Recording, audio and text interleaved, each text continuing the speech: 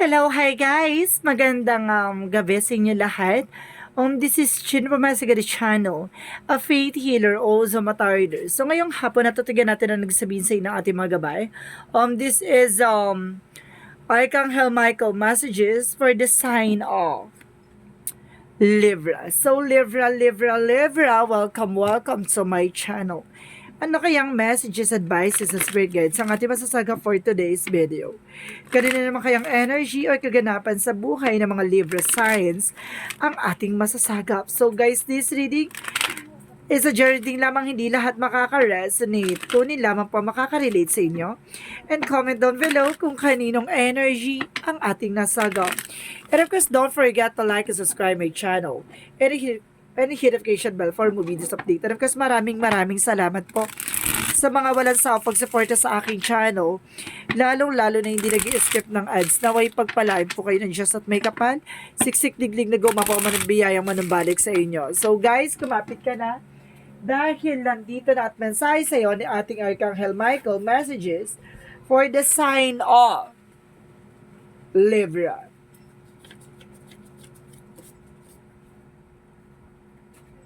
So guys, ito na, umpisahan na natin, no? Ang laban. Ating Archangel Michael, give me information for the sign of Libra.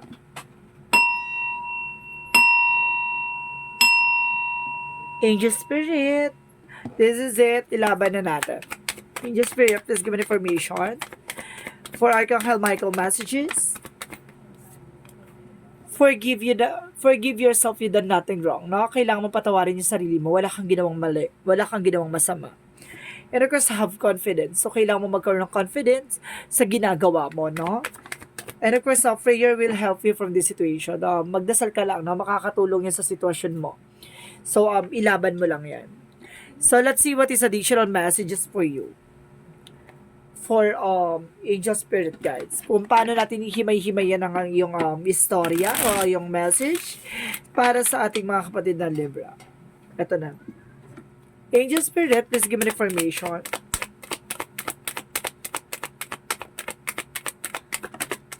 There's the lover. So some of you it's a married or there's an information baka may jowa, may partner, ganon. Because there's an 8 of Cups na meron ditong hindi makamove on. Meron ditong hindi makamove on. Or kailangan mo na mag-move on.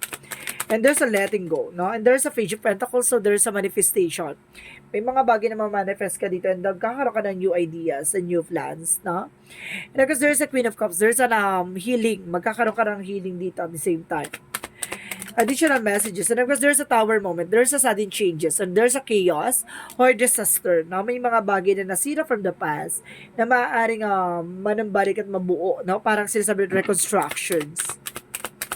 Additional messages. There's a Three of Wands. So there's a waiting for a result or waiting for a shift. So may mga bagay na kailangan mo antayin. Diba? So let's see what is the lovers. And because there's a 5 of Cups, may panghihinayang talaga dito, no? Pagdating sa partnership. Some of you nagkaroon ng separation, I think so. Or some of you, kumaga, there's, kailangan na mag-move on, no? So, let's see what is the 8 of Cups. What is the 8 of Cups? And of course, guys, there's a 3 of Pentacles. So, there's a collaboration, no? And teamwork. So, sinasabi sa'yo dito, there's a unity. Kailangan mo talaga ng heart-to-heart conversation or something para magkaroon ng closure issues, no? Or there's para magkaroon ng yun nga, closure issues. Para kasi nagkaroon dito unfinished business eh. Okay, thank you guys. Meron daw unfinished business dito na kailangan yung dapat ay tapos na. And of course, there's a King of Wands. So there's a stable and control, no? Controlling mo yung emotions mo. At the same time, magkakaroon ka ng manifestation. So let's see what is additional messages for the Queen of Cups. And because there's a black namin. So some of you kumbaga, meron ditong kumbaga ng gagayuma, no? May babae dito ng gagayuma. The black namin and the Ace of Cups, no? Kumbaga para magustuhan. Na para magkaroon ng, para magkagusto siya or para magustuhan siya, ganon. So let's see what is the Tower moment. And because there's an 9 of Pentacles, so there's a blossoming abundance. So, ibig sabihin dito, mukhang magkakaroon ng kalakasan about sa negosyo nyo, hanap buhay, no? Kumbaga, hindi pa makamove on kasi, oh my God, siguro kaya hindi makamove on tong tao na to, no? or something parang nanghihinayang eh. May panghihinayang. So, let's see what is the Three of Wands. So, there's Eight of Pentacles. So, mag-focus ka sa ginagawa mo, even sa trabaho mo, no? Kumbaga lalabas na yung resulta at magkakaroon ka ng travel. So, baka may nag-aantay ka ng, kumbaga ng flight or something visa or something paper. So, this is it. So, let's see what is the Lovers and the Five of Cups. What is the Lovers and the Five of Cups? Because there's a Six of Pentacles. Magtutuloy-tuloy na about sa finances. And there's a give and take, no? Kumbaga may ganun talaga. Kumbaga there's a balance naman ng your relationship. Or some of you kaya nagkaroon kayo ng separation or something. Kumbaga hiwalayan. Kasi kumbaga may ginayuma dito. Either yung person mo. Kasi there's some balance eh. There's a give and take. So let's see what is the Eight of Cups and the Three of Pentacles. Because there's an Ace of Wands, magkakaroon ka ng bagong simula, no? At magkakaroon kayo ng conversation and connection nitong tao na to. So, magkakaroon kayo ng pagtatagpo ulit. And because there's a Page of Pentacles and because the King of Wands, so there's a Page of Swords. So, see, kung nag-i-stalk pa to by social media to person mo, no? Maaaring yung person mo ay ginayuma nga, no? Kaya nagkaroon kayo ng hiwalayan. So, let's see what is the Queen of Cups. So, baka bigla kang iniwan, gano'n. Or something biglang umalis. So, let's see what is the Queen of Cups. Because the Black naman, the Ace of Cups. And because there's a Four of Cups. So, some of you guys, pinakain or pinainom to. Na meron siyang, kumbaga, may pinakain or may pinainom sa kanya. So, let's see what is the Tower moment in the Nine of Pentacles. And of course, guys, there's a Page of Wands and of course the Three of Cups. So, there's a information na may celebration dito and of course good news. May magandang balita dito, no? Kumbaga, there's a news din at may balita ka malalaman na there's a third party involved. Talaga na, kumbaga, may lihim na, matagal na may gusto sa person mo kaya ginayuma. So, let's see what is the Three of Wands and of course the Eight of Pentacles. So, ibig sabihin dito, mag-focus ka lang sa ginagawa mo, maaaring babalik na tong tao sa'yo, no? Kumbaga, nagkakaroon na siya ng back and forth. At the same time, there's a Four of Wands sa celebration ng homecoming. So, uuwi to, biglaan, uuwi tong tao na to, uuwi to. And kasi magkakaroon kayo ng celebration dito. So, let's see what is the outcome.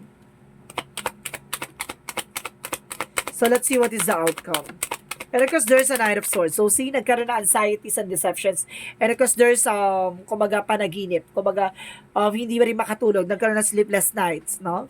Kumbaga, balisa. So, some of you parang naging gano'n. Nagkaroon na synchronicities or signs na yung person mo, kumbaga, nagkaroon ng pagbabalisa. Gano'n, kaya nagkaroon, kumbaga, ginawa siya ng gayuma. Kaya, ang pinaka-signs nito before, kumbaga, una siya nagiging balisa, hindi siya makatulog, ganun. Kumbaga, ganun ang eksena niya. Because there's a wheel of fortune, there's a destiny to happen, no? Kumbaga, there's a good luck, may blessing dito na parating sa'yo. So, let's see what is additional messages. And because there's a Six of Wands, there's a victory and success, no? Kumbaga, magtatagumpay ka dito. At the same time, there's a Seven of Swords. Nagkaroon talaga ng sneakiness or something cheating, no? So, ano tong cheating na to? It's cheating like parang betrayal. Ganon. And Seven of Cups. So, ibig sabihin ng gulo. Ganon. Kumbaga, nagkaroon na sneakiness. So, some of you, baka there's a family related or some of you guys, there's a friend related, no? Kumbaga, hindi siya betrayal pagdating sa relationship. Kumbaga, nang gulo lang sa inyong relasyon, no? So, let's see what is the love oracle card. It's either may gusto sa person mo, or either ex na person mo, or either family ng person mo. Parang ganon. So, let's see what is additional love oracle card. There's a mirror. So, ibig sabihin dito, kumbaga nagkaroon ng reflection or something, kumbaga relationship reflects our words. So, ibig sabihin dito may lamat na. And because there's a twin flame. So, some of you twin flame kayo, no? And there's a union. Talaga magkakaroon ng no? Reconciliation, balikan. And of course, dito, there's an ending and a new beginning. Kumbaga magkakaroon ng transition, no? Pagbabago ng eksena. Kumbaga mag-shape out, biglang iniwan ka, biglang ganun, tapos game babalik, biglaan, ganun siya. Because there's a sunglasses. Kumbaga, there's a watching and stalking at you, no? Talagang sinistalk ka, talagang sinusubaybayan ka nitong tao na to. So, let's see what is the yin and yang oracle card.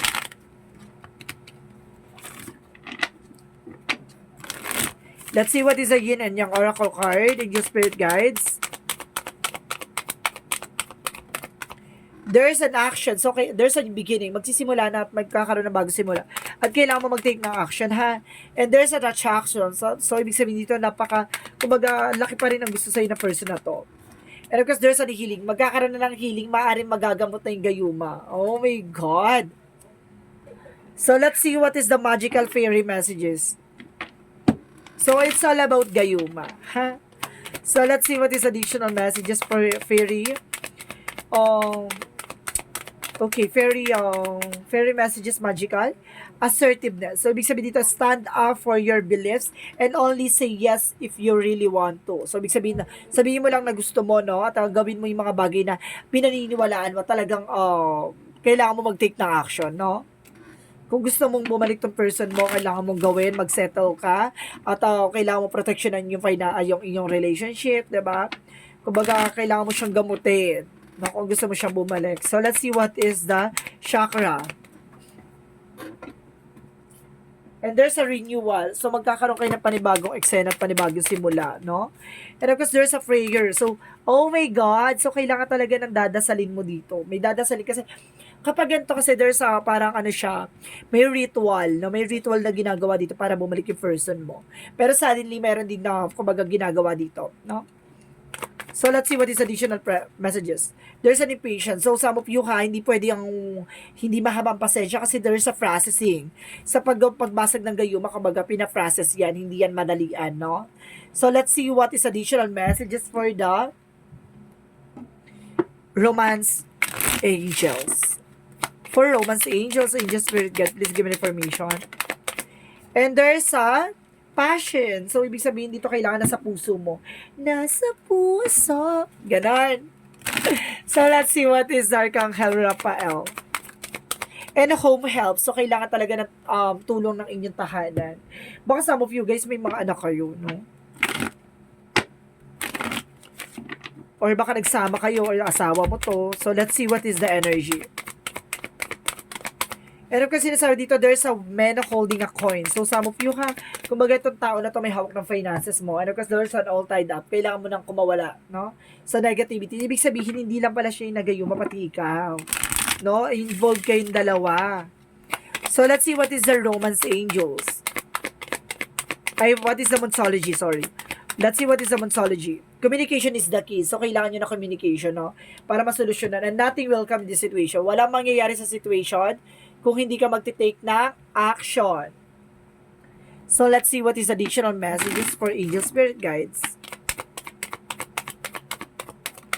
And there's a balance. So, kailangan mo maging balance.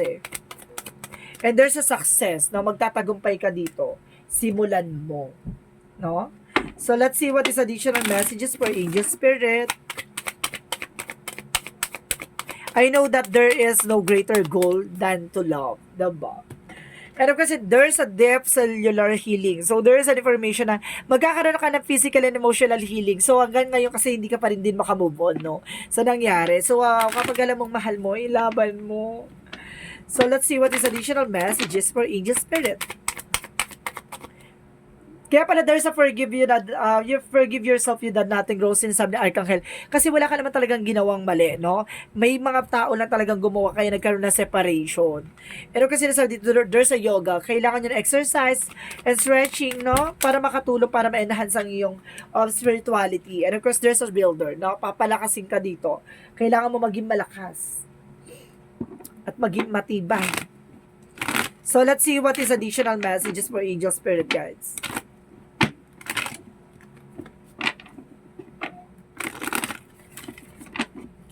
Angel spirit, please give me information. There's a fairies for environment and playtime. So, some of you, baka kapitbahay mo, ganon. At there's a toxic din na sa paligid na mag-ingat ka. And commutation, kumbaga magkakaroon ka ng inner light na parang kaliwanagan. And because there's a release. O ano yung kailangan mo i-release, no? Transition. May mga bagay na kailangan ka ng i-release. Yung negativities or a black magic involved. So, let's see what is the Jesus loving quotes.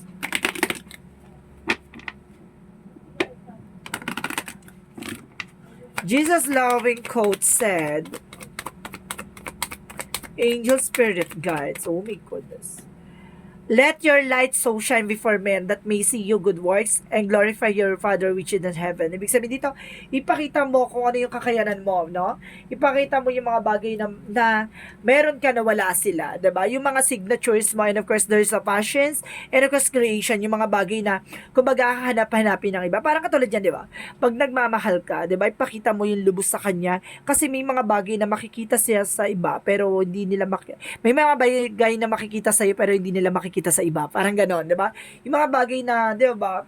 Kumbaga pilit man niyang baguhin o pilit man niyang alisin pero ikaw pa rin yung taong talagang nagpakita ng ganong eksena. Parang gano'n. Kumbaga kahit na anong ihain na putahe sa kanya, may hanapin pa rin siyang lasa. Ganon. So let's see what is the angel's number. Let's see what is the angel's number. So, there's a 12. I am visionary. So, sinasabi dito, creativity is a driving force in your life. Your imagination is rich and you are able to express your feelings and insight in unique ways that others can benefit from. So, ibig sabihin, nagkaroon ka na ng intuition. Or some of you guys, nagkaroon na ng panaginip. Or napanaginipan mo, may ahas. Ganon. Kumbaga, nakapanaginip ka ng mga ganon or synchronicities na, kumbaga, napapanaginipan mo yung person mo, nahihirapan or something.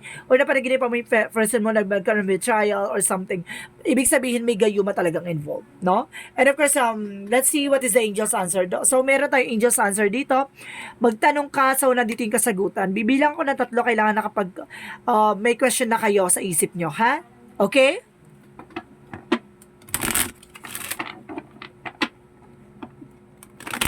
One. 2. 3. So, ready na? Ilaban na ba? Okay. Angel's answer, give me the answer for this question. For angel spirit for the sign of Libra. Okay, tingnan natin. Angel spirit guide, please give me the information. So, there's a compromise. So, meron dito pinagkasunduan. Meron talagang contract sa inyong dalawa. No? At the same time, there's a take an action. Kailangan mong kumilos, no? Kailangan mong mag-take ng action. Kasi there's a balance. So, there's an information talagang, di ba, pinagbuklod ka, there's an improving health. So, kailangan talagang magkaroon ng improving yung health nyo. So, there's an healing. Magkakaroon talaga ng healing. No? So, let's see what is the messages of life.